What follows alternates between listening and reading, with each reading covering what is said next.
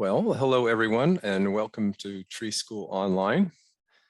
I am your host, Glenn Ahrens, the OSU Extension Forester in Clackamas, Marion, and Hood River counties.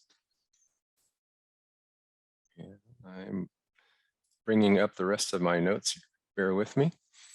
Again, welcome to Tree School Online. It's a production of the OSU Forestry and Natural Resources Extension Program and the Partnership for Forestry Education. We want to give special recognition to the Oregon Forest Resources Institute for leading this project, and to the Forest Service and the Department of Forestry who have given us extra help with grants to cover our expenses. Tree School webinars are offered every second Tuesday of the month. We're continuing from now until April. And please visit the Tree School Online page on the Know Your Forest website or on our OSU Extension site to get updates on upcoming webinars. I'd also like to note that we are working on plans for in-person Tree School field classes later this year, and stay tuned for more news about that. I have some housekeeping details. First, we're on Zoom, and the Zoom toolbar should be located at the bottom of your screen. If you don't see it, you can scroll your cursor over that area and it should pop up. And some hardware like iPads and Macs, perhaps the toolbar is on top of the display, and you can access many of the features from that toolbar. The audio is muted for you in the audience. Video is also not available for attendees. We'd like you to put your written questions in the Q&A box, so you should see that on your Zoom toolbar, and put the questions there. And then if you have input or questions more about kind of technical details about the Zoom, you can put that into the chat. We request that you do that. And my co-host, Dan Stark, our extension forester out on the North Coast, will be helping with the chat and backing me up if I need it. Also, we're going to have resources available after this webinar. We're going to put those on the Tree School Online class guide through OSU Extension. And you can also reach it from the knowyourforest.org site, their Tree School Online page. And then the webinar description and the resources will be there, and also a recording of this webinar will be there. And I should note that we are recording this webinar, as you probably saw when you logged in. Also, if you want professional logger credits, if you happen to be looking for those through our Associated Oregon Loggers, you can fill out the form that'll be on the resources page and put your name there for the credits. We're going to use some polls at the beginning just to learn more about you and our audience. And also our speaker today, Amanda Rau, has some questions about prescribed fire, about fire in Oregon. And those will pop up on your screen in a box. And then after you answer the questions, we'll close the poll and we'll check out the answers and get a little bit of interaction that way. So now it's my pleasure to introduce our speaker today, Amanda Rau. And Amanda is currently the Prescribed Fire Coordinator for Oregon Department of Forestry, but she has quite a background. Started her career in fire management as a member of a 20-person firefighting hand crew starting in 1999. And then 2001, she finished a bachelor's in philosophy at the University of Oregon. She returned to fire management after that, working on hotshot crews and hand crews and engines. So really the full run of firefighting work in the field. She was also a fuels technician for Deschutes National Forest, assistant fire management officer in the fuels management on the Ochoco National Forest, and also the Crooked River National Grassland. Then she studied natural resources at Oregon State University, completed a master's in natural resources, fire ecology and management at the University of Idaho in 2012. Since then, she's worked for the BLM in Prineville and the Forest Service as a natural resource specialist, coordinating post-fire emergency stabilization and also rehabilitation and invasive species management. She's a co-founder and chair of the Oregon Prescribed Fire Council and a fire manager for the Nature Conservancy in Oregon and Washington. So you can see she really has some good experience in prescribed fire, our topic of the day. And she did serve as our OSU Forestry Natural Resources Extension Fire Program Specialist. You may have met her in that role last year, but couldn't pass up this great opportunity to work for Oregon Department of Forestry as the Prescribed Fire Coordinator. So with that, I'm glad to have you here, Amanda, and still with us in fire in your new position. So I'm going to turn it over to you to just kind of introduce your topic, and then we'll have our poll of our audience. So welcome. Thanks, Glenn. Welcome everybody. And Glenn, are you gonna launch that poll before I get started with my talk, or are you gonna do that as I get going? I thought if you want to just open the Give an presentation overview. and Okay. just talk about what you're going to talk about, and then we'll have the poll. Okay, great, thanks. So I'll go ahead and advance to my first slide at least. So thanks everyone for taking some time out of your busy days to attend Tree School Online and to learn more about prescribed fire in Oregon. It's a really exciting time for prescribed fire in Oregon. There's a lot of changes occurring, especially in the regulatory and policy landscape that I'm excited to share with you about. I'm also excited to just kind of give you more of an idea of what the nuts and bolts of prescribed fire look like and why it's important, and then what folks are doing to try to get more fire on the landscape here in Oregon. So I'm going to basically take about half of my talk's time on the first part, which is really just talking a little bit about where I live, what fire does here, its history, and then talking a little more about what prescribed fire looks like in general. We'll take a break, and then we'll come back and I'll get into the nitty gritty of some of the policy changes that have been occurring, as well as a bunch of different scenarios about how prescribed fire is handled in different parts of the state under different scenarios. So I created 5 different scenarios for burning in different parts of the state. So you can kind of get a taste for what purposes of burning are used for and what the regulatory issues are that need to be addressed in those different areas. All right, that sounds excellent. We're going to do a little poll here, opening poll. So we'll go ahead and launch that. And there we go. So you should see that on your screen, and starting out just asking where you're from, what part of Oregon or elsewhere. If you're a woodland owner or a natural resource professional or other, and if you own land, how many acres. And then we have a couple of questions about fire and about your thoughts. You know, when you think about fire, you know, how often do you think it burned in the woods near you, whatever the closest woods are, before we started suppressing fire?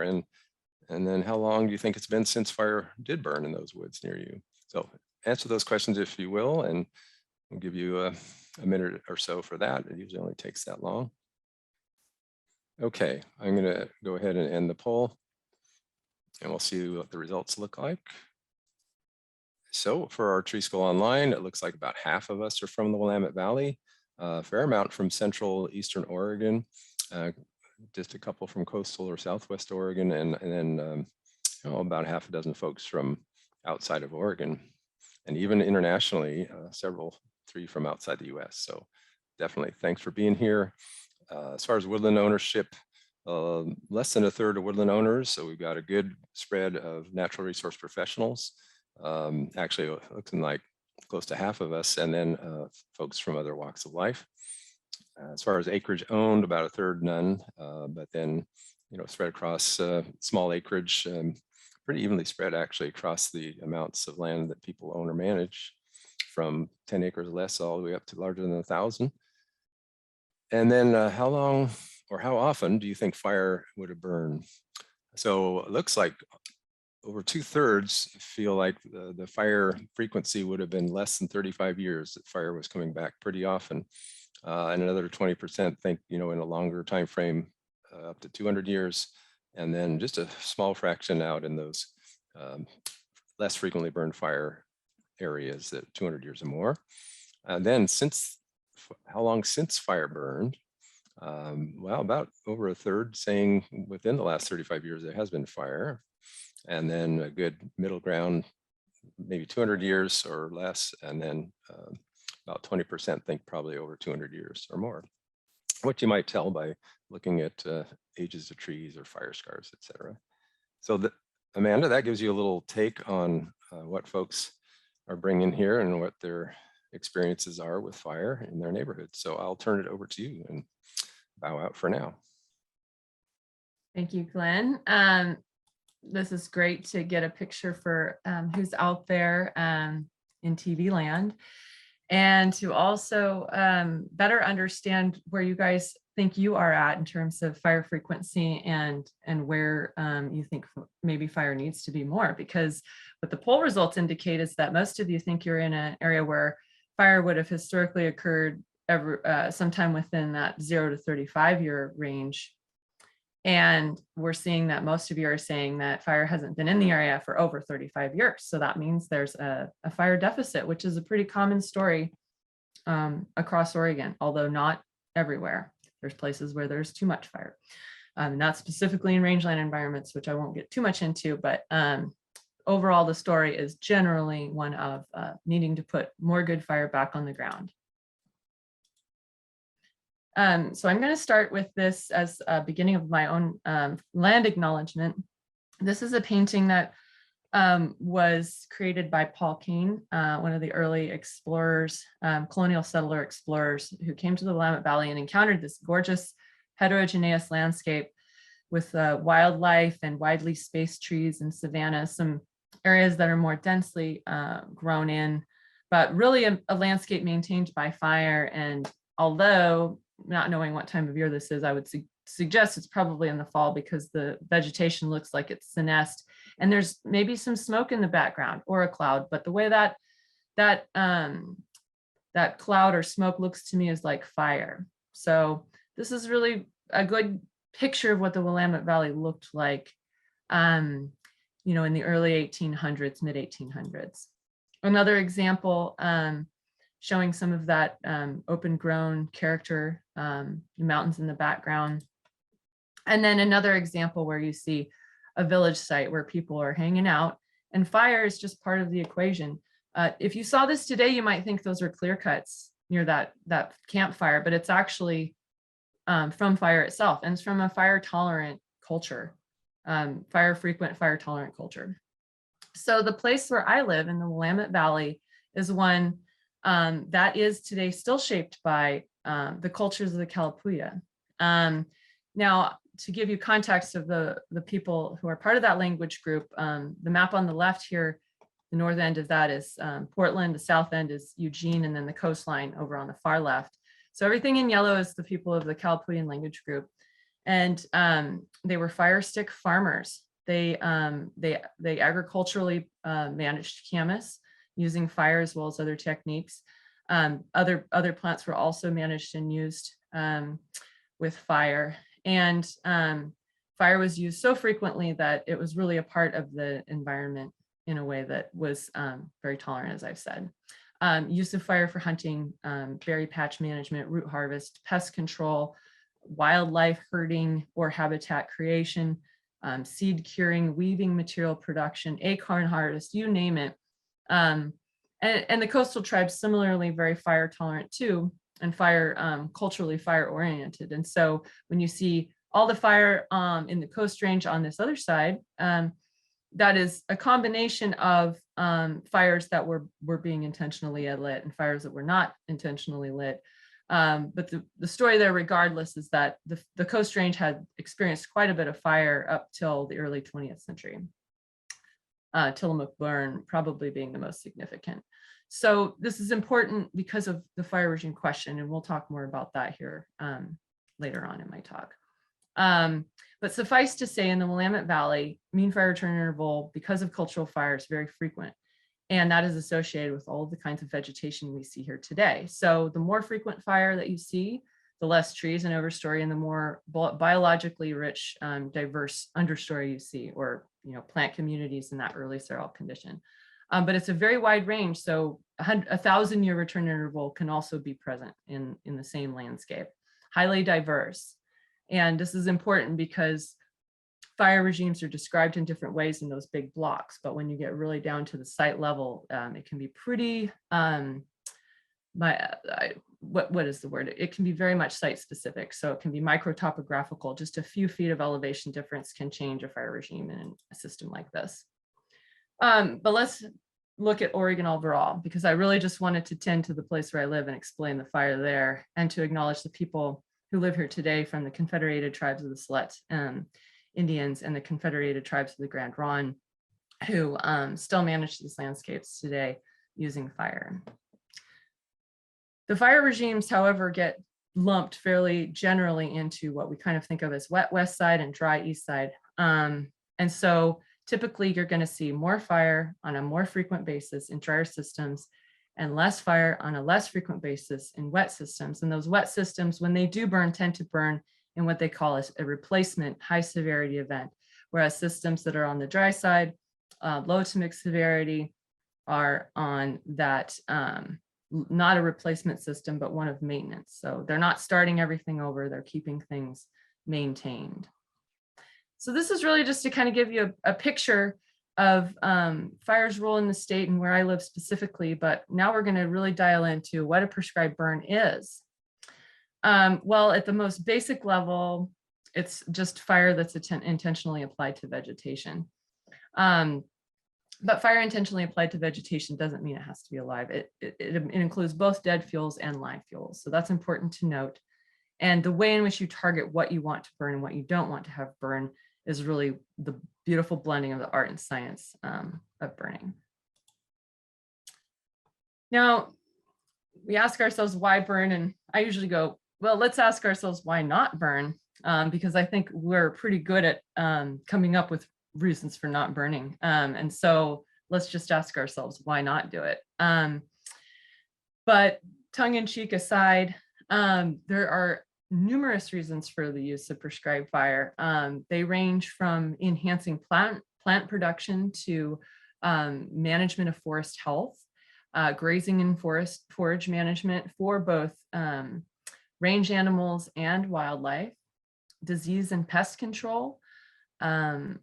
There are many studies about ticks and the control of ticks just using fire. Amazing how much we see changes in general when we see fire drop out of systems, and that's one is increase in tick infestations. Invasive species management in general, fire can be used to target certain species. For example, Medusa head rye is an invasive annual grass that when burned in the spring can be controlled using fire as a standalone treatment. Yellow star thistle is another. So properly timed prescribed fire can actually reduce invasive species. It can be really helpful for site preparation for planting, especially post-harvest when there's a lot of debris left and it's hard for trees to be able to get to the light they need to grow. You can really reduce that competition for them by burning. Restoring and maintaining ecological function is perhaps one of my more favorite uses of prescribed fire. It's pretty fascinating to burn places that haven't seen fire in a while and see what comes back once they have that important element reintroduced. Cultural purposes are becoming much more, I think, a topic in the media as far as Indigenous peoples and folks from tribal communities who are reclaiming that right as part of managing land, that fire is really important part of that. Wildlife habitat is a huge one. We often find ourselves while burning, seeing wildlife returning to areas. And then usually afterwards, when monitored, we see habitat that draws in animals that weren't there before or different compositions of species.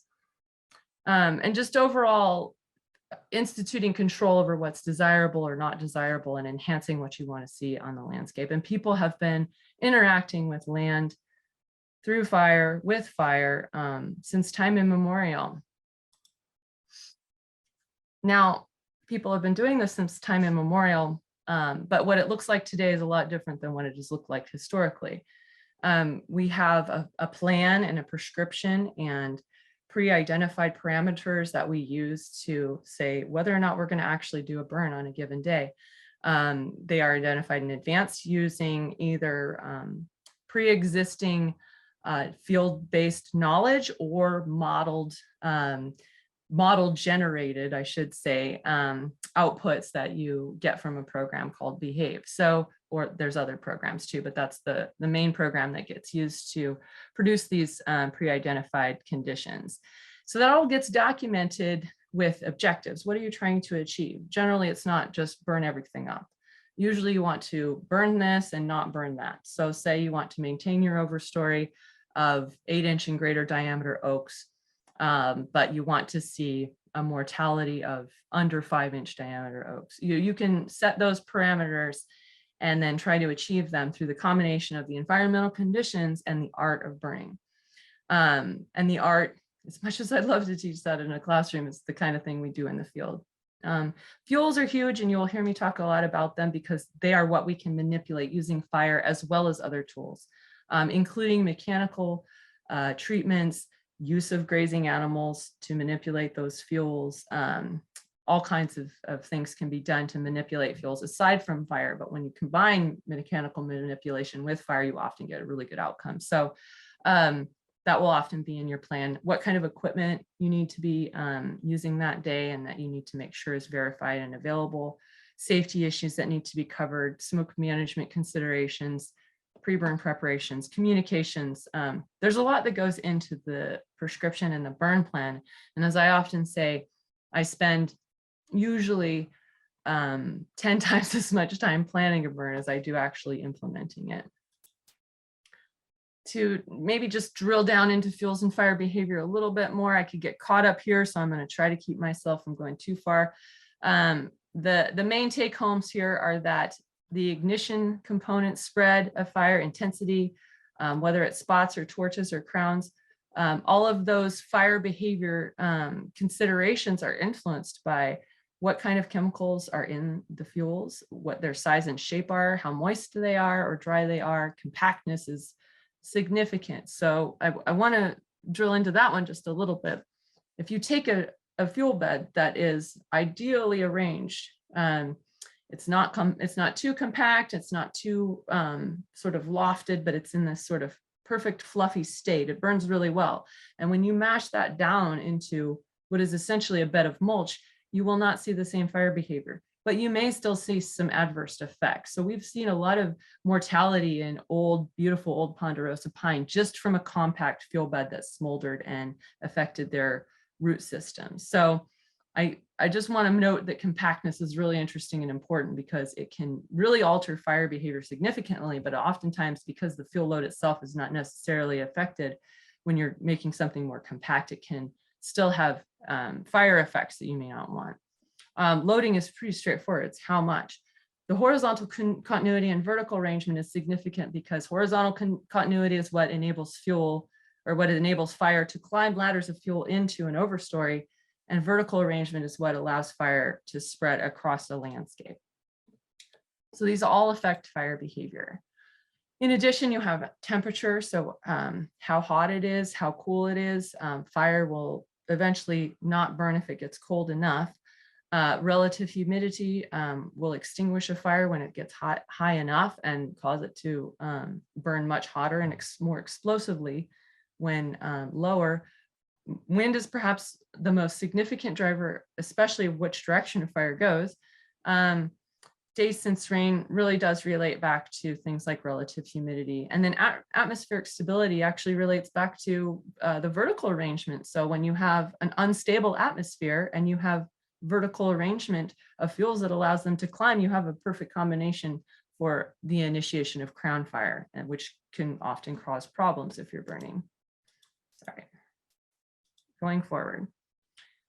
So putting some of these together, I use this, this graphic because I think it's really helpful for seeing what happens when you don't have any wind and what fire does. It tends to actually rise up more than anything, and indrafts are created. And so having no wind can enable fire to climb more readily up into a canopy. Whereas if you have wind, it can push the flames down a little bit and spread fire more rather than allowing it to climb vertically. And then when you see upslope fire occurring, that gives a lot of preheating of fuels. It gives an opportunity for the preheating of fuels ahead of the main front. There's higher potential for growth of spot fires.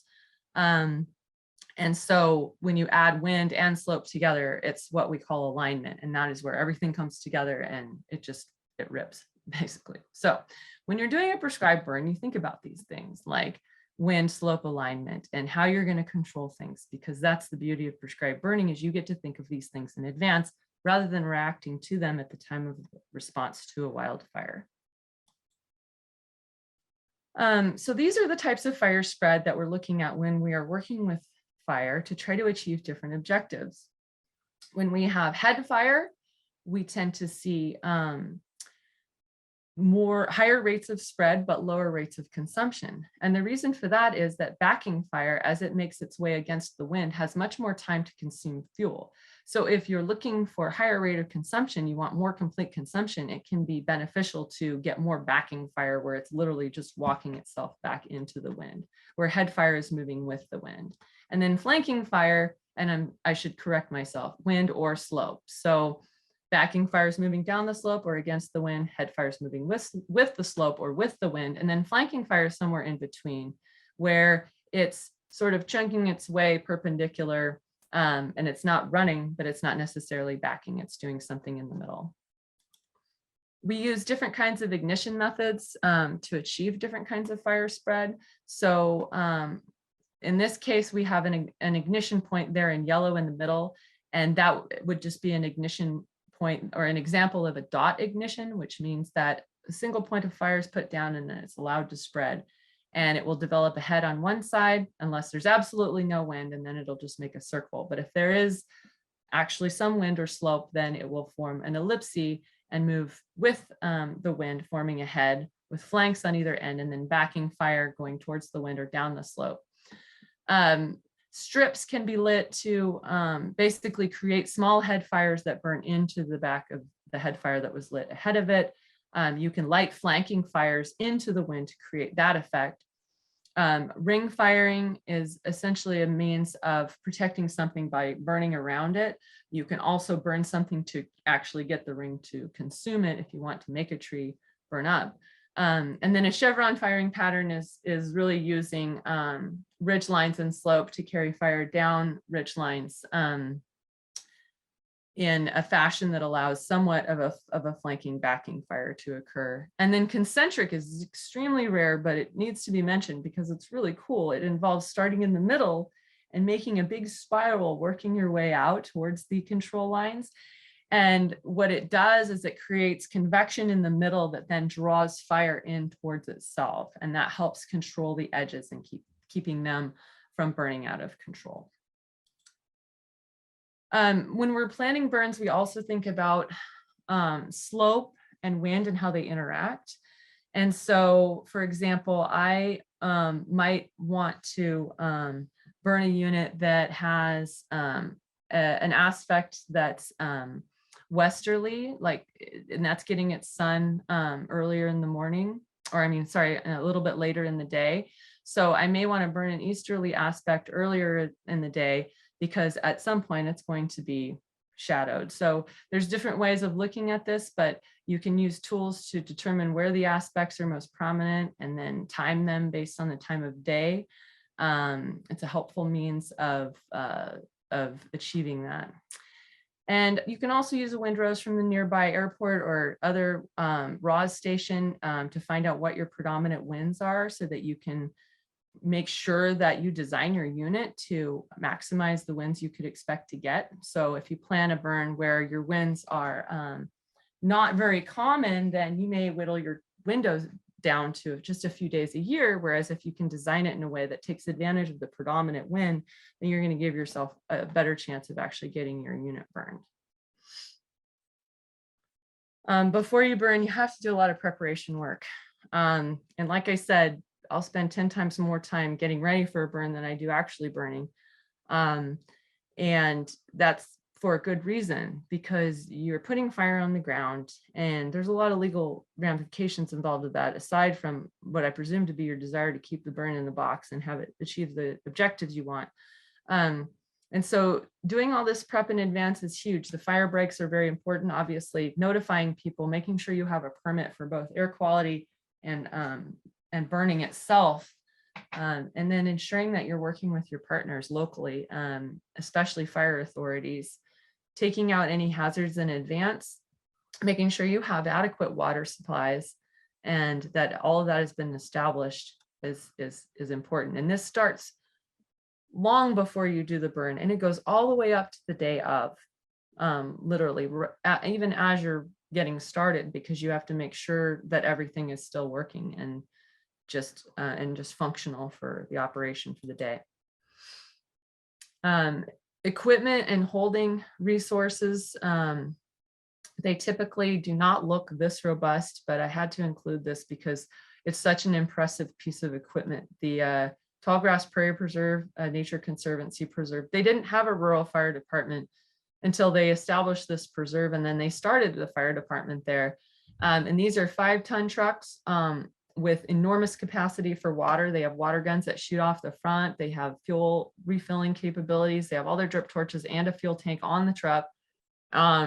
They have flappers, they have all this equipment, and they do a ton of burning. And so these are just examples of some of the things that you might be using. Typically, we're using engines, we're using flappers, which are basically like a mud flap on the end of a stick for grass, or we're using rhinos or other forms of line construction tools for putting in line as we need to, or for putting out stuff that's on the line. Pulaski is the classic tool, especially helpful and useful in forested environments. And frequently we're using hose lays and pumps and tanks of water that are set up to make sure that we have everything we need. But other times we're not using anything. If you're burning under the right conditions, you may not need any holding.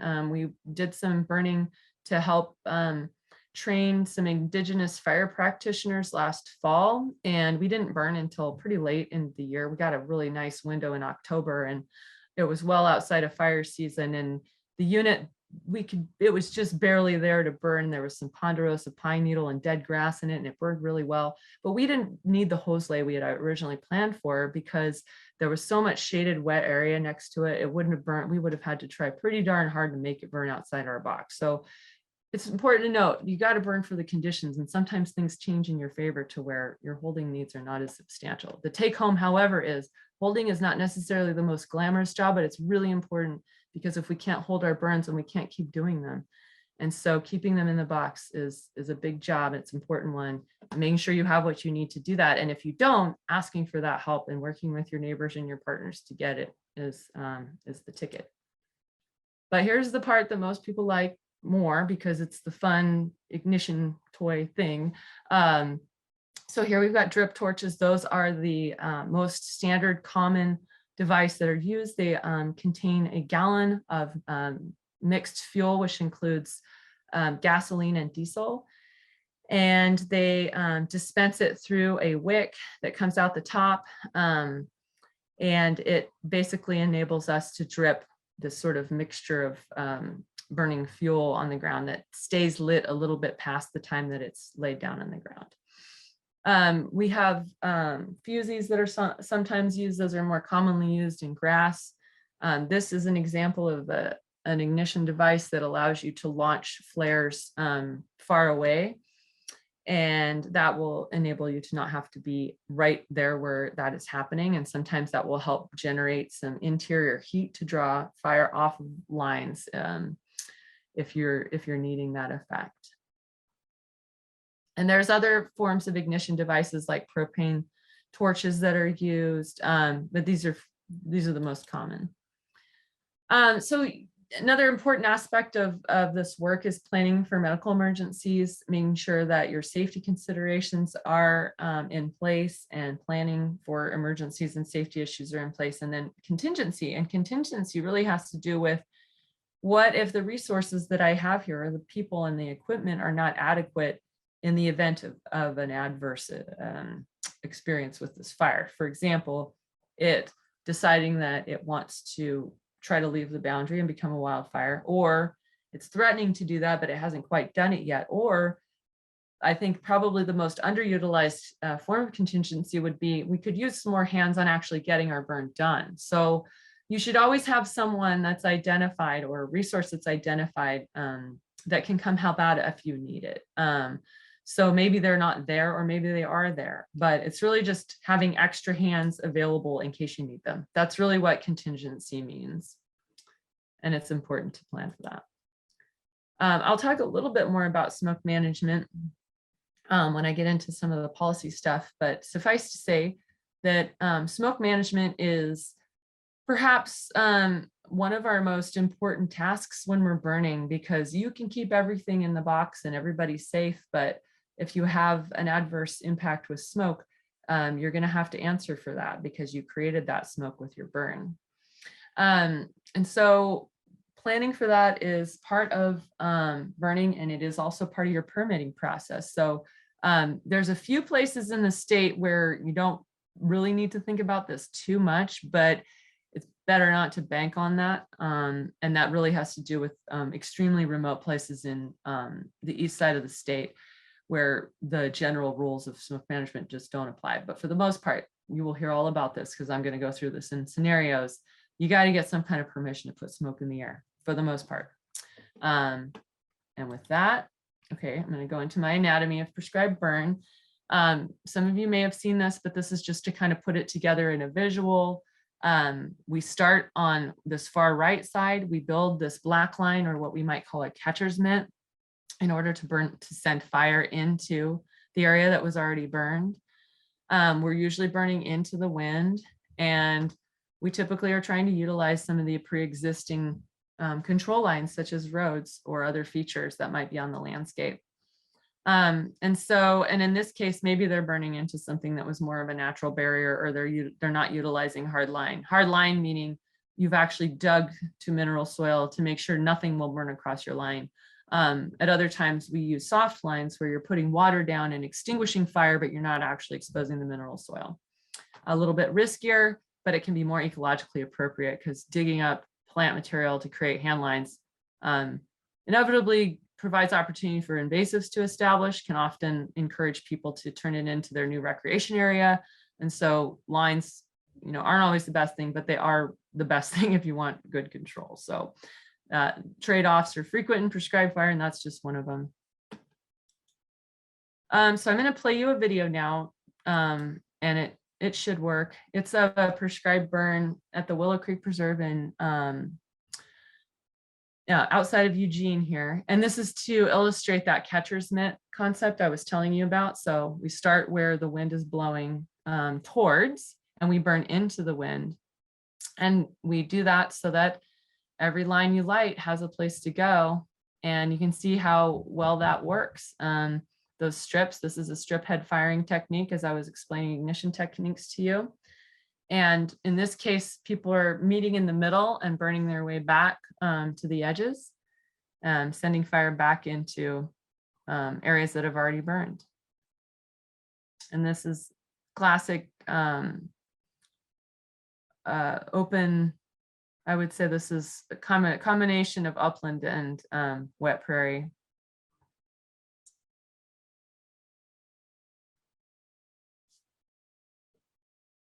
Okay, and then to just kind of give you a picture for what this looks like before, during, and after, this is in an oak woodland, very common site, lots of blackberry, lots of poison oak, needed fire, so we gave it fire, and it burned really nicely.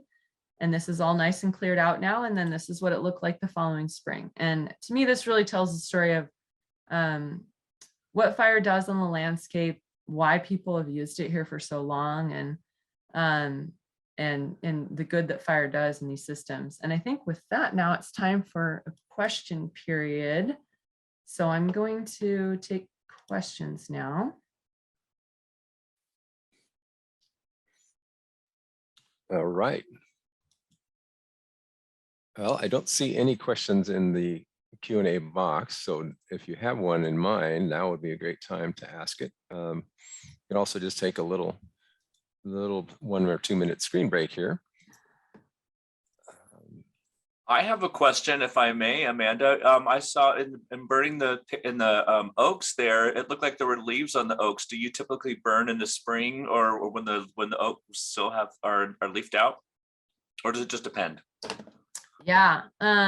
So we burn in the fall before the oaks have dropped their leaves, and I've seen oaks take fire from wildfire in July and leaf out again before the fall. I'm not saying that did them well necessarily, but I have seen that. So they tend to be really pretty resilient. The times when I see oaks not take fire well is when they have too much stuff under them, like a large accumulation of fuel that goes up into their canopy. And I've seen oaks get burned too hot and then their bark starts cracking and you start seeing mushrooms growing around them, and you just know the tree's been weakened because it got hit by fire too hot. But you can manage for that with burning techniques. You can burn really in any season if you manage the heat and you keep it, you don't rip it too hot. So, but yeah, we were definitely burning that was like early September. All right, a question popped up in Q&A. Do you have any idea of average cost per acre in rangelands and any other prescribed fire burns? If you can talk a bit about costs. Yeah, cost per acre, it varies significantly depending on the size, right? So if you're going to burn like 5 acres, then it's probably going to be expensive because you still got to get all those folks there to do that 5 acres. So, but if you do 50 acres, which you could probably do 50 acres in a day, maybe not as easily as 5 acres, but you know, in a day you can burn 50 acres, right? So if you can do that instead of 5, you're going to reduce your cost per acre. Now, there are differences in cost per acre depending on some of the regulatory requirements and that sort of thing. And the rangelands typically don't have as many regulatory requirements. And if you have a rangeland fire protection association and they're interested in burning, and there's kind of a cooperative landowner thing going on, then that can make the cost very low. So it really depends. Are you paying someone to come do it for you? Are you participating yourself? Are you doing it with your partners or others who maybe don't necessarily want compensation? Because if you're going to pay for it, you know, you could easily pay $300 an acre to have a contractor do it for you or more. And so I hate to give that answer of it depends, but it's very difficult to game out what the cost per acre is. The Forest Service regional office, I believe their range is $90 to $250 an acre. I think that's like their official range that they put in for like bids for contracting. But it can definitely be higher. I've approached this kind of work in terms of trying to bring in folks who want training and opportunities to learn to reduce that cost and to make more opportunities for folks to get to do this kind of work. So I wish I had a better answer, but all I can say is it's probably cheaper than a logging / burn because you have to have so much water handling equipment for a logging / burn that's going to make the cost way higher. And so if it's rangeland and it's mostly grass and it's not going to be smoldering for very long, then it's really about what you need the day and maybe the day after. And so that could be less too, but you know, you could probably say ballpark like maybe $50 an acre if you got a big enough burn and you kind of do that combination of both contracting resources and getting help from your friends. All right, we have several more questions popping up. Just an observation, there seems to be a lack of templates for private landowners to use. So comment about that. Yeah, you know, that's actually a really good question. And I didn't really talk about this too much because I'm stepping down right now from my work with the Prescribed Fire Council due to going to work for the state of Oregon. But the Prescribed Fire Council actually has been looking at that a little bit. And I think that's a place where they could provide some resources. So I'd be happy to follow up there with them. You can look online and find templates. They're out there, but what we don't have is something in Oregon specifically. And actually, this is something I'm going to talk more about in the next half of my talk, which is the Certified Burn Manager program in Oregon. And that will include a standardized template that people will be able to use. So let's just say that's coming, but I feel your pain of not knowing what to use because I've used a lot of different templates for different places and it's not always been clear what to use. So can people ask you for help in developing a template? Yeah. Very good. Definitely. Another question, are there priority areas around the state that are being targeted for prescribed burns? Yes, there are. So now there's different prioritizations depending on what perspective we're looking at, right? So there's risk analysis, and there's ways that risk is looked at and who needs resources and where. But as of right now, it does continue to be Southwest Oregon, Central Oregon. Those places are what light up as being most in need and have the most quote unquote red. But you've got to remember, a lot of that has to do with populations of people that are interfacing with places that need restoration. So it's not just where out there needs to be burned, because there's millions of acres that need to be burned. It's where do the acres need to be burned that intersect with human populations at risk. And so when you start looking at it from that perspective, then certain places light up more than others.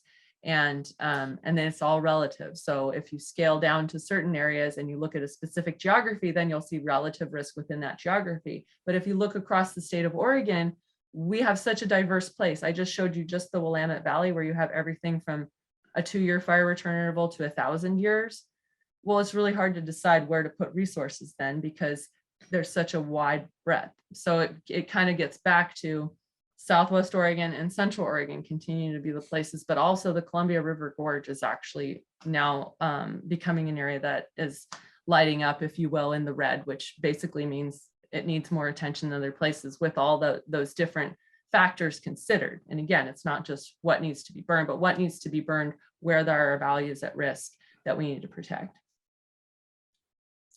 Another question just about the dangers of trees falling when burning, or when that might enter the picture, with the overstory trees. Yeah, and that's one of the reasons I was talking about burn preparation, including falling snags or removing some of those hazards in advance, because it can be dangerous. Typically, you can tell which trees are going to be compromised before you start burning. So you can do some mitigation of that, but you can also prep around them and try to prevent them from falling. But yes, it is true that there is danger associated with trees falling and when we're burning, and we have to be careful about that. We have the luxury of being able to anticipate in advance and prepare for and plan around mitigating those hazards, whereas on wildfires, you're dealing with whatever's on fire. And so much more hazardous on wildfires, and the incidences of danger tree fatalities on wildfires are pretty substantial. They happen every year, pretty much, and they don't happen very often on prescribed burns. I don't know of any actual fatalities associated with hazard tree on prescribed burns, but I'm sure there's something somewhere, unfortunately. Okay.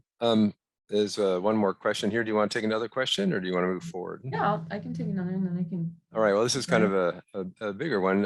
Who are the other professionals that you work with? Cultural experts, restoration workers, botanists, wildlife experts, and how do you get them engaged in a fire project? Okay, so this depends, and I'm gonna look at that question really quick because I want to make sure I get to all of it. So so when I worked with the Nature Conservancy, for example, that was the last outfit who actually paid me to be a burn boss for them, right? So I had restoration ecologists I was working with, botanists, people that were preserve stewards managing properties. And so they were basically telling me, these are our objectives, this is where we want to burn. And then my job was to create the burn plan, figure out how to meet those objectives. And so that's one example. With the Forest Service and federal agencies, it's an actual required process under NEPA, the National Environmental Protection Act, which says that you have to do a certain level of consultation and analysis, and thoughtfulness and planning before you do an action on public land. And that includes consulting with cultural experts, tribes, botanists, wildlife biologists, et cetera. So typically they get engaged in a fire project in the planning phase. Now, if you're a private landowner and you want to burn, you're going to work with the Oregon Department of Forestry, and then they may tell you, well, your unit falls within this area where we have a known nest for a bald eagle. Then you may have to follow some Endangered Species Act guidance, but it's going to be through the state. So it really depends on either who you're working for, if you're a private landowner, and then what that level of requirement is. But in some cases, everything's driven by those other professionals, and the fire experts are the ones who are basically making happen the things that they want to see happen using fire. All right. Another question, or do you want to go on? Yeah, I'll do this one and then I'll Okay. keep going. Or So let's see. Do you want? I'll go ahead. As a fire professional, could you speak to your knowledge and opinion of wet years and drought years related to wildfires? Are the wet years more dangerous than dry years, due to the fuel loading that might occur from a wet year? Yeah, so I gave a presentation a number of years ago about the 2017 wildfire season. And that's significant because we had a huge recovery from drought. We had record high fuel moistures. Everything was so wet and saturated. We had so much snowpack. A lot of us just thought, oh, we're not even going to have a fire season this year. And then by the end, we had the Eagle Creek fire. We had a bunch of wildfires on the west side of the Willamette. It was an unbelievable fire year, actually. And it was in combination of factors, including some fuel loadings from storm activity. That was a contributing factor. So, you get a lot of fuel growth that happens when it's moist, but it depends on the timing of the moisture received. So for example, if we got all of our moisture in snow and that just happened through like February maybe, and then we had a dry spring, but it was cool, it might not be that crazy because we got our fuels nice and damp, and then we didn't have a flush of growth in the spring because the spring was dry, but it was still cool, so that the moisture was retained in the fuels. Then that would actually be an ideal scenario. But what typically is happening is, because of climate change primarily, is that the fuels cannot retain the moisture.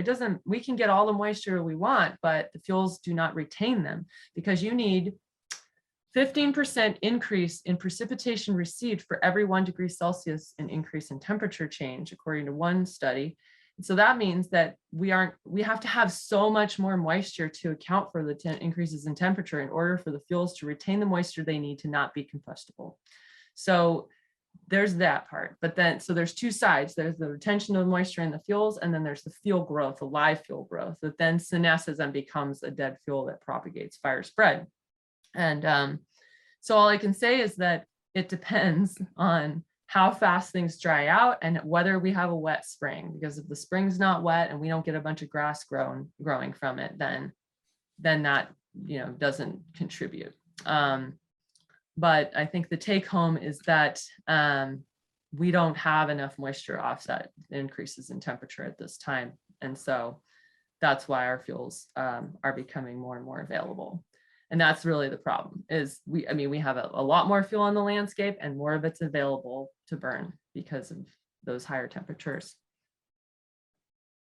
Okay. I want to point out that Dan is putting some resource links in the chat, some examples of templates and some guides for burning there, and also remind you that we'll be putting a lot of resources after the webinar that you can go back to in our resource guide. So I guess with that, I'll turn it over to you, Amanda, to go to the next part of your presentation. Sounds good. All right. Here we go. So now we're talking more about how some of the work that gets done is integrated and all comes together to spread more good fire across the landscape. So the small orange circle at the very bottom is really the foundational local and regional collaboratives, partnerships, tribes, and then PBAs. I put that as an acronym because I didn't have room for all of it, but those are prescribed burn associations. There's only one in Oregon so far.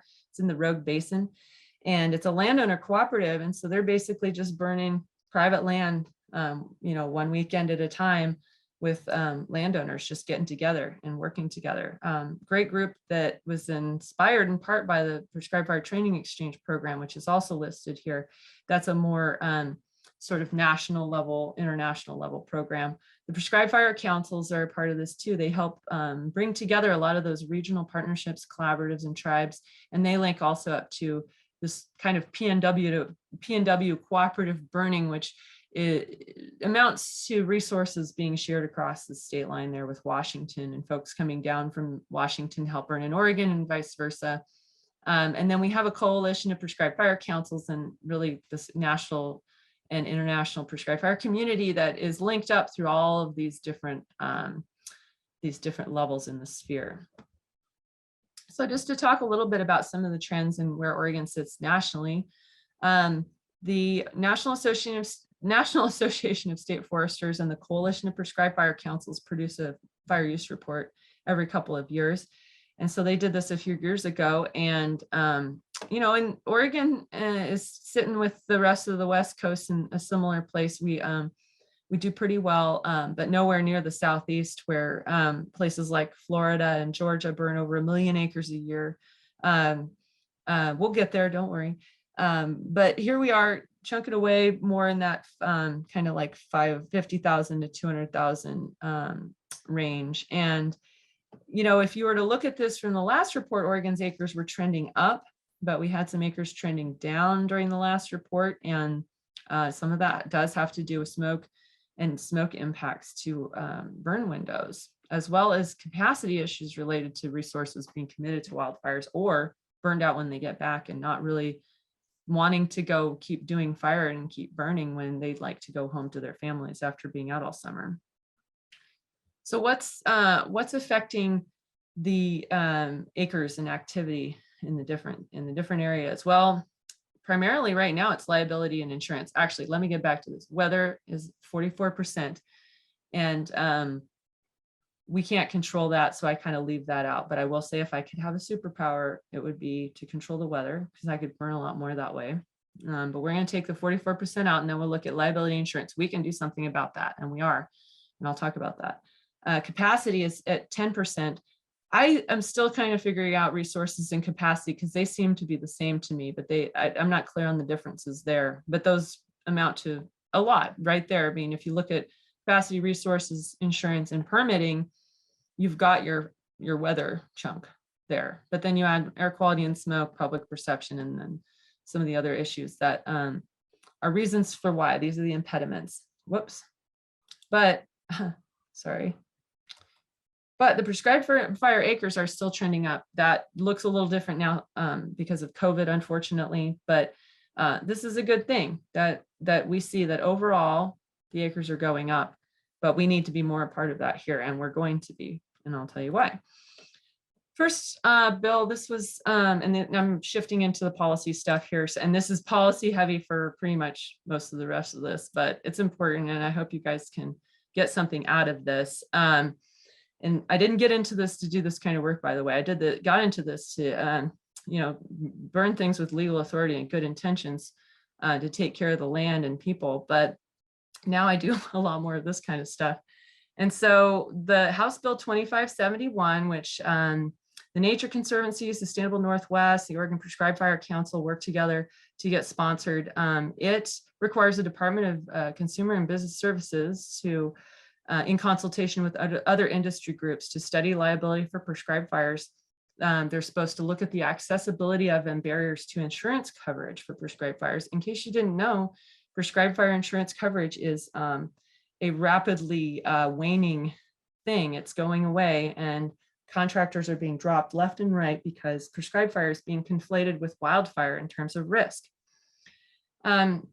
So we need to do something about that, because we're actually rapidly losing capacity. I can't overstate this. It's a real problem. So then we also need to examine, and this is part of the bill, the simple and gross negligence standards of care for liability. Oh my goodness, here. Excuse me. My computer's frozen. Hold on. Okay, sorry about that. Examine the simple and gross negligence standards of care for liability. To tell you what that means, simple negligence means I went out on the burn, and I did everything as planned, and I didn't notice that there was a change in the weather, but it wasn't in the weather prescription I had, but it changed, and then the wind picked up, and I'm still responsible for it, even though I didn't know I was doing anything wrong, because the wind prescription that I had for the day the forecast didn't say this was going to happen, but there was some change in the weather and I didn't get that update, I would still be held liable. Under gross negligence standard of care, I would have to know that the wind was going to change. I would have had to somebody call me, or I'd look at my phone and say, oh, the wind is changing. Well, I'm going to burn anyways, to show that I willfully did something wrong. That's gross negligence. In order for us to move the needle on prescribed fire, we need more gross negligence standards of care so that people are not in that situation of not burning because of things that could happen that they're not sure about. So this is due to the Legislative Assembly by July 1st. So this is just a study to look at shifting the standard of care for liability in Oregon overall, and then to look at what the issues with insurance coverage are. In the state of California, they've actually created an insurance pool to deal with this problem. Senate Bill 762, which is the big omnibus wildfire bill, includes the certified burn manager program and cross-boundary prescribed burning that was originally included under House Bill 2572. So that bill was wrapped into the omnibus wildfire bill, and then that passed. And so what that requires is that the Oregon Department of Forestry, in consultation with Oregon Prescribed Fire Council, established by rule a certified burn manager program, clarify cross-boundary prescribed fire permitting processes to allow prescribed fires to burn across land ownership boundaries, with a permit in compliance with the conditions agreed to and with consent from the relevant landowners. The reason this is important is because by law in Oregon, if a fire crosses a land ownership boundary, it is considered prima facie evidence of a wildfire. And in order to do cross-boundary burning, which does happen in different parts of the state, legally, we have to change the law so that that is not any longer the case. So this is clarifying that. And this rulemaking is to be complete by November 30th, 2022. Certified burn manager, what is that? Well, this is actually a previously established regulatory statute under a Senate bill that was passed back in 1999. And the purpose is to basically create a certified burn manager program. And the whole point of that is to train, certify, and then alleviate liability for that individual for property damage that results from that burning, unless it's caused by, and this is key, is this gross negligence is what this means here. They don't say that in this, but this is what this means. So essentially, with the implementation of the certified burn manager program, an individual who goes through that program and gets certified will not be held liable for property damage. That does not mean that they are off the hook for the suppression liability, which is up to $300,000 should ODF need to respond because of a wildfire starting from a prescribed burn. Working on it though, that's a different issue. This stuff is all steps in the right direction. So it's not perfect yet, but probably will be perfect, but it is better now with the passage of SB 762, which is basically saying, okay, it's time to implement ORS 526-360. I need to drink some water. Hold on. So here what we're looking at is the Oregon Smoke Management Plan, which changed in 2018 to allow for more smoke from prescribed fires. What essentially occurred was a reduction of what used to be considered intrusions. So there used to be basically an area of complaints that could be lobbied due to very little smoke, which used to be considered a light intrusion. And so that's been changed, and that of course has resulted in smoke intrusions dropping. It's not because there's less smoke in the communities, it's because the way in which smoke intrusions have been defined and measured has changed so that there aren't as many. So it might be a little bit confusing that all of a sudden we have less smoke intrusions in Oregon, but we have more smoke. But the idea is that we changed the way in which intrusions are handled to be less of a nuisance and actually be more of a problem. Because prior to these changes, you could have a very small whiff of smoke enter into a smoke sensitive receptor area, and that would trigger an intrusion process, an intrusion reporting process, which is a lot of paperwork on both sides for both the Oregon Department of Forestry and the person who is causing the issue. So real quick, I want to make mention about what the Oregon Prescribed Fire Council does, because they've been brought up here and I haven't talked about them. Their mission is to serve as a venue for practitioners, agencies of the state and the feds, academic institutions, tribes, coalitions, NGOs, individuals who are interested, all to come together to promote, protect, conserve, and restore the responsible use of fire as a land and natural resource management tool. And we have a wide range. We have FUSI and we have Associated Oregon Loggers at the same table on our steering committee. So we really do bring together the most, really what we'd be considered to be the edges in terms of conservation, forestry, fire, and land management in Oregon. And we're really proud of that. Really quick, the goals of the council's strategic planning session, which addresses the issues that I was talking about from that fire use report, to shift liability and get the certification program going for the prescribed burn manager, which that's going. We've been working on, which it's really they now, but developing, expanding, and maintaining workforce through Learn and Burn and Prescribed Burn Association development, funneling money to the Rogue Basin Prescribed Burn Association, as well as the Indigenous Fire Practitioner training that was conducted here in the South Willamette Valley last fall for tribal members from the Klamath Tribe, the Confederated Tribes of the Siletz Indians, and the Confederated Tribes of Grand Ronde.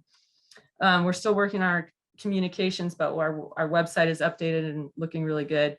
There's 3 active chapters and a 4th one's developing. And we do have more efficient information exchange now, and then getting more funding for a full-time equivalent position by 2022. We don't have quite an FTE yet, but we have a committed administrative coordinator. So that's the council and what they're up to. Now, I'm going to roll into my scenarios here, because I think this is really useful for understanding how much the state varies in terms of requirements. And I use the Oregon Smoke Management Plan as a map because it shows you the boundaries of where we have federal class 1 visibility to protections to consider, and then the different levels of regulation. And that relates to for National Forest System lands versus grazing lands that are under that level 2 regulation versus non-National Forest System lands, but under that level 1. And so here we're going to move into, and that is not a very thorough description of these different regulations because it's more than National Forest System lands, but it has some to do with that. So moving into regulatory requirements wait a minute, back up. This is for rangeland broadcast burn for western juniper reduction, and we're looking at southern Wasco County here. And so this area would not be within a rural fire protection association, and it's not within ODF protection either. So this is really what they call no man's land, no woman's land. There's no fire protection, and essentially to get permission to burn, you're technically supposed to go to the county court or the Board of Commissioners to get a permit. I actually haven't heard of this happening, but this is what the rules say in the regulatory statutes. So now you've been notified if you're burning outside of RFPA or ODF jurisdictions in southern Wasco County or other parts of the state where there are no either rural fire protection associations or otherwise. Now, I thought it was important to note that if you're within RFPA district, there's also an ORS that applies, and that is 478960. And in this case, the chief of the RFPA shall prescribe conditions upon which permission is granted and which are necessary to be observed in setting the fire and preventing it from spreading and endangering life and property or endangering the air resources of the state. So that's where they wrap in the air quality permit to that piece. And that's also the case with asking for permission from the county court or the commissioners. So what happens if you're burning in an oak woodland in the South Willamette Valley in rural Lane County? So you're in ODF protection, but you're in rural Lane County and it's an ecological burn. So technically you have to actually get an air quality permit from Lane Regional Air Protection Agency if you're burning standing vegetation for the purpose of species or wetland conversion, which if you're doing an ecological burn, most likely that's what you're doing. But it's vague there. And so essentially you have to have some kind of slash or harvest associated with your activity in order to trigger it to become an ODF issue. Now, if you're, this is the technical point, maybe important. If you're outside of ODF protection within LRAPA protection and you're dealing with slash, they have their own special per cubic yard fee they charge you to burn your piles. So if you're dealing with that and you're not in ODF protection, call LRAPA and they will help you with that. But if you're in ODF protection and you have your air quality permit from LRAPA, you need your permit to burn still under ORS 477625, because every person conducting an operation inside or within 1/8 mile of 1 mile of a forest protection district that uses fire in any form shall first obtain from the forester a written permit. Hopefully this is clarifying things. Now let's look at his logging / pile burn in Southern Oregon. So this is outside ODF jurisdiction, but is within the Rogue Basin open burning control area in Jackson County. So your permit to burn is going to be from the Jackson County Fire District, but your air quality permit is from DEQ. And that is a letter permit that may only be issued on the basis of a written application. And then DEQ is going to have to figure out what they think the nature of the material is, and that's a whole process. And if it's a training burn, that needs to be identified, because that is a good way to help get your DEQ permit, because training is generally considered a very good reason to burn. Keep that in mind if you want to get more burning done, especially if you want your cost per acre to go down. So let's see, let's try this one. This one would be a prairie restoration broadcast burn. And this one's going to be up in Marion County. So in this case, you need your permission to burn through ORS 340-264-0040. And there's some provisions there, except for the provisions contained in these others. But this applies to fires set or permitted by any public agency. So this means that the state and fire district is in charge of determining this. What I find interesting is that in my experience working with these fire districts outside of ODF protection, they don't give you anything in writing. They will tell you you can burn and they'll come help you, or they'll ask you not to, but they don't actually give you a permit, which I think is interesting. And in this case, similarly, you need a permit from DEQ. Well, let's see, what about a ponderosa pine underburn in Klamath County and its ODF jurisdiction? Well, similarly, you need an ODF permit, but you actually don't need an air quality permit. Now, when you get permission to burn from ODF,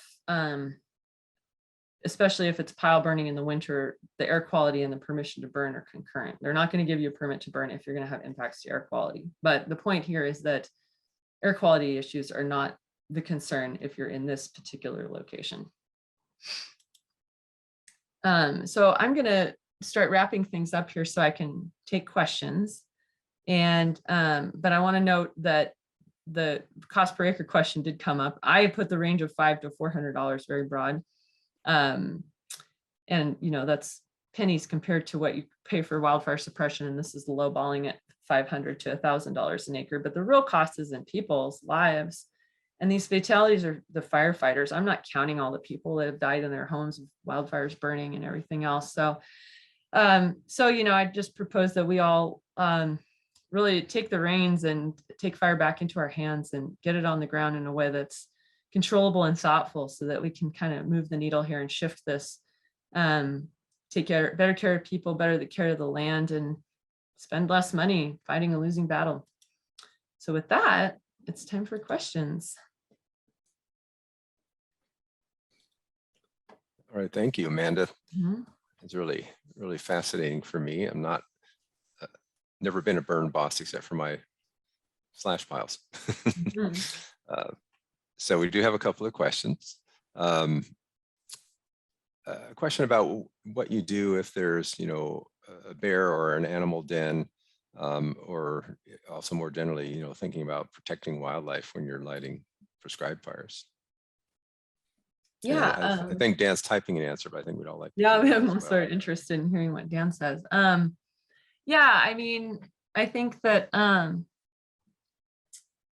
gosh, I've seen a lot of animals do pretty well with relocating themselves. They're pretty aware of their environments. So, you know, I see some animals get caught, unfortunately, in the fire, but usually it's more slow moving animals like snakes. I have not seen like a bear or an animal den while burning. I've encountered wildlife on wildfires before. But you know, for the most part, I've in my experience, animals do a pretty good job of moving themselves out of the way or going underground. Okay. Well, I'd be curious to know what Dan wrote. I know. Well, I was going to give the standard FNR extension answer. If any of you are familiar with forestry and natural resource extension programs, we always say it depends on your objectives, right? So, I mean, if you have identified an actual den in your burning area, I mean, you know, it depends on what the species is, of course, and, you know, you can take measures to burn around it. That can be tricky to do and isn't always effective, but, you know, prescribed fire could be part of your objective to create better habitat in general. So, and just to echo what Amanda said, you know, there's not a lot of research out there, but bears also do re-den post fires, as do a lot of other animals too. And, you know, they'll be out on the run and, you know, finding other places as well. So, you know, typically a small woodland owner isn't going to be burning thousands of acres or something like that. So, you can check with Fish and Wildlife Service and, you know, just make sure that you're, you know, it's not a species of concern or something like that. Okay, very good. And another question, where do landowners in the wildland urban interface get help burning? Kind of figuring out what the jurisdiction is and how all these different policies might apply when you're right there at the edge of civilization and looking at prescribed burning. Yeah, I mean, that's tricky. Like if you're living in Ashland, for example, you might be able to get involved with some of the collaborative work that's happening there on private lands where they've been getting funding to do that. And so I think that it's harder to do that kind of work in the urban interface, in the WUI. I think that you can certainly hire somebody to just come do it, but the hoops are there, and you have to consider your neighbors, and just so much of it depends on what the constraints are locally. But I think that, you know, if you're in the Rogue Basin, then it would be good to connect with the Rogue Basin Prescribed Burn Association. I would say that if you're in if you're in an area where there's a watershed council that's doing some work that you could tap into, I think that's another place where there's a lot of good work happening. The watershed councils are starting to knit together the private lands to try to get some of the fuels reduction work done. And they know the next step is getting burning done. And a lot of them are thinking through and trying to figure out how they can help landowners get more of that work done. I mean, I think some people can kind of take things into their own hands on a very, very like small scale. I know people do like really small patch burns, and, you know, with the Department of Forestry jurisdiction, you know, you can do very small burns without having to get a permit technically. And so you can kind of chunk your way around just doing very small manageable patches if you feel like you have enough skills to do that and awareness of your environment. But I think really the scale that we need this work to be done at is going to mean neighbors talking to each other and doing their work together, because you could do a lot on your own property, but if it's not a very big piece of ground, then it may not make a big difference in the end. So a lot of that really comes back to, what does the landscape look like within which your place exists? But you know, ultimately it's going to be about people. I think people coming together to do this work in a cooperative fashion, because we just don't have the capacity out there to pay people to do it for us. So yeah, I think it's a really good question. I wish I had a better answer for it. But I think that the more that people ask and keep pushing it, the better. I think one more thing though is that talk to your local fire department first. Find out what they're up to, because sometimes they need opportunities for training, and they will come burn on your property to do a training. So find out, that's probably the best option if it's available to you, to just get something done. And then, see if it's an opportunity to bring people together to see what else could happen.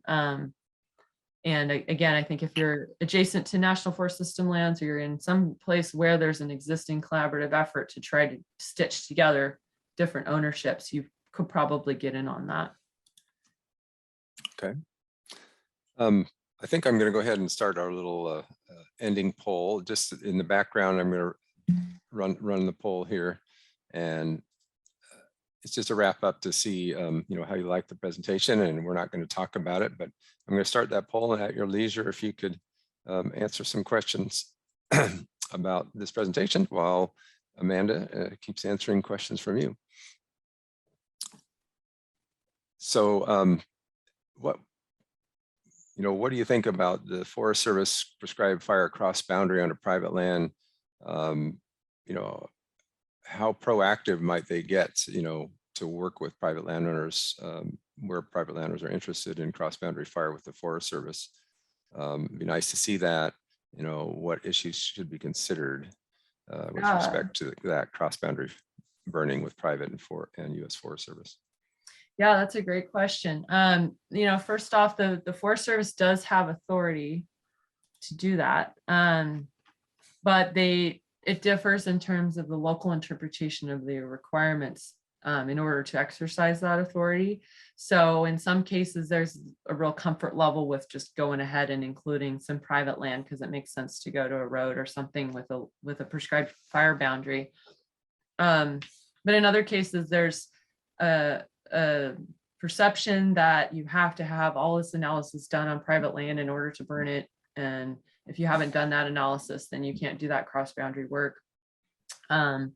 So there's that issue. But, I think if you look at the success at Sycan Marsh and the Fremont Wainema and the work that's been done there, it's a pretty great example of what happens when some of the concern over those details is perhaps eased a little bit by success. And so you've seen success, you've seen them build upon it to the point that the TNC is burn bossing on Forest Service and vice versa, and people are sharing responsibility in a pretty seamless way. But the issues are concern over liability, that whole thing with the House Bill 2571 and resolving that issue of wildfire, of a fire crossing an ownership boundary automatically being a wildfire, that's being dealt with. And then I think the biggest issue is, what is the Forest Service requiring of people to participate with them if they're doing that work on private land? Because they typically are requiring NWCG, the National Wildfire Coordinating Group requirements are followed, and that tends to actually eliminate a lot of their own staff from even being able to participate, much less partners. So I think figuring out who's allowed to be there and under what authority, or who's hosting people and how that's going to work. I think that's really important. You got to have agreements in place in order for people to work together from these different organizations. So, a lot of it's just getting comfortable with working with different people and on different pieces of ground. Like, for example, the Forest Service is used to burning on Forest Service land, and all of a sudden they're burning on private land, and there's somebody that owns that land. It's not the public's land anymore. And so how do you handle that? And how do you answer to that landowner while also doing your job as a public servant? I think those are important questions. And then just, whose responsibility is that burn once the ignitions are over? Because as you know, person asking this, I have burned with actually Eric. That fire's not done when the ignitions are over. It's like many days often. And so whose burn is that to watch and make sure that authority gets transferred appropriately and clearly. But the future is in crossing these boundaries, because fire, it doesn't care about these lines we put on the map. We care about that stuff a lot, way too much actually, but fire doesn't care. And so the more we can work with fire on its terms, better. And so a lot of that's just bringing down those artificial barriers that we've created on the landscape and recognizing that we got a lot to share across those boundaries, and making that legal and, upholding the good intent behind that. All right. If you could advance to the promotion for the next Tree School Online before we run out of time here. Right. I'll just give a little plug for that, and then we'll go on with more questions. So next month, we've got using nature as a model for forest management, the case for ecological forestry. We have Kirk Hansen, who's a forester that works for the Northwest Natural Resources Group and works with a lot of landowners on that. And so if you want to learn about that, tune in next month and look for that at Tree School Online at the knowyourforest.org site. And then I think there's no questions in the Q&A, but I kind of have a couple in mind. And so for everybody, we'll keep going as long as there's questions until it will go into overtime after 4:30, and we're going to shut it down at 4:45 if there's continues to be questions, but we'll just go while we have questions. So one of the questions I had is when you're burning in oak woodlands, after the fires of 2020, we had to learn a lot about on the west side here, where we're not used to looking so much at post fires. How do you tell if a tree like a Doug fir, a pine, or a cedar is going to die from its injuries? So kind of translate that. I didn't find a lot of information about oaks. So when you're looking at, what's going to kill a 5-inch diameter oak, what's going to kill a 12-inch diameter oak, and how fire tolerant are our Oregon white oaks, where do we get that kind of information, or what can you say about judging vulnerability of oaks and how well they survive fire and how hot you can burn? That's a really good question, Glenn. I think there is a fair amount of site specificity to it, right? So for example, I normally would not worry about a cat facing, and cat face, by the way, is when fire gets established in the base of the tree and it starts burning a little bit of just starts forming an area that it continues to burn. And that term, by the way, came from the southeastern United States, where they used to make notches in longleaf pine to extract turpentine. And then those would catch on fire because they were covered in turpentine. And they look like cat faces because they make these notches like this down the sides. That's where that term came from. It took me years in fire before I got that. So I'm sharing with you now. So those cat faces form, right? Well, normally I would not worry about that, right? But I've seen an Oregon white oak stand in the high elevations of the Cascades that experienced very small amounts of that kind of basal scorching, basically, or just it's just burning at the base, and they died. But they were in a very shallow soiled site, not a lot of resources there, higher elevation, not the deep valley soils we have in the bottom here where I live. And so that took very little to kill an ancient Oregon white oak that took forever to get like this big around, because it was in such a poor site. But you take a really nice, big, healthy Oregon white oak here in the valley bottom, and it'll probably take more to get it. But it all gets back to how much water did it have before the burn? How much is it getting afterwards? And the conditions under which it recovers from fire.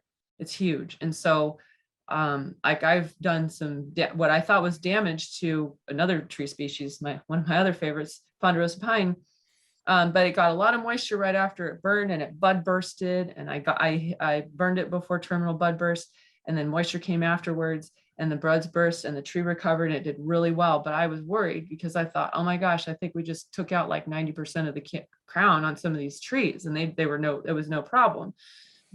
So, white oak are highly adapted to fire, but when you take a white oak that hasn't seen fire in a long time and it's surrounded by blackberry, and it goes from nothing to a ton of fire, that it just can't handle that necessarily. Whereas, and especially if they're older too. I mean, some of the younger trees, I've seen them do okay, but they're younger, and so maybe that's why. But as far as fire tolerance of Oregon white oak is generally considered to be an extremely fire tolerant species that can take a lot of fire and epicormically sprout and do just fine. But that said, I've seen damage done to those trees because they had not seen fire in a long time and they got hit with too much. So a lot of what we do is take and just pull back and mow as much as possible underneath and around them. So by the time fire comes in, it's more on the ground. Because you got to remember, these trees didn't evolve with like massive fire. They evolved with frequent low intensity fire that just flashed over. It didn't, like, they barely even noticed the fire probably. And now they're just getting hit by it. So I think under historical conditions, Oregon white oaks, fine, you know, they like that frequent fire, but under the conditions that we're now trying to burn them under, it could just be too much. Well, that raises a question that pretty common, you know, assessment of how much pre-treatment of fuels before you reintroduce fire when you've had, you know, 50 years without fire, and how you judge that. It seems like that's an important part of the prescribed burning plan, is looking at those conditions, and is there pre-treatment, mechanical treatment needed before you can bring fire in, and how do you address that? Yeah, and so you think about it in terms of that vertical and horizontal continuity. So you want to break up the continuity into the crowns to reduce the fire's ability to get up into the crowns and really get that scorch going. That's one factor. But another one is timing of application of fire. So if you have a long unburned stand and you've got a lot of fuel accumulation, then burning it under the driest, hottest conditions is probably not a good idea, because all the fuel is available. So it's one reason I think spring burning is a good idea as a first entry, especially in drier systems. I don't think that's a good idea in the Willamette Valley, but I think in Southwest Oregon and Central Oregon, it works pretty well to take a first entry spring burn in a long underburn system to take that first layer of fuel off the top, and then come back in and reintroduce fire to keep working your way down through the duff layer. Because that, especially in ponderosa pine, that duff layers can be pretty substantial, and it can hold a lot of heat and cause problems when it's all available to burn. So that timing, you know, trying to start with the spring entry and then try to get fall maintenance burning going is a good thing to try. The removal of fuel is good. And then of course, piling first and then doing broadcast burning as well. Oh, very good. Well, I don't see any more questions in Q&A. So do you have any last thoughts or things you want to communicate before we adjourn? I don't think I have anything other than just you know, that it's nice to be back at OSU here right after I left to go work for the Oregon Department of Forestry, and I'm hoping that in this new program we'll be able to create more opportunities for folks to be able to engage with using prescribed fire, and so please consider me a resource, and hope to be able to help folks out with learning to burn and finding ways to do it. Very good. Yes, good to see this increased capacity and looking at using fire more in the future. Well, thank you, Amanda, and thanks, Dan Stark, for helping me out with the co-hosting, and Julie Woodward from OFRI, and all of you in the audience for attending. And I'll see you next time. And thanks again, Amanda. Thanks, Glenn. Take care, All everyone. right. Bye, everybody.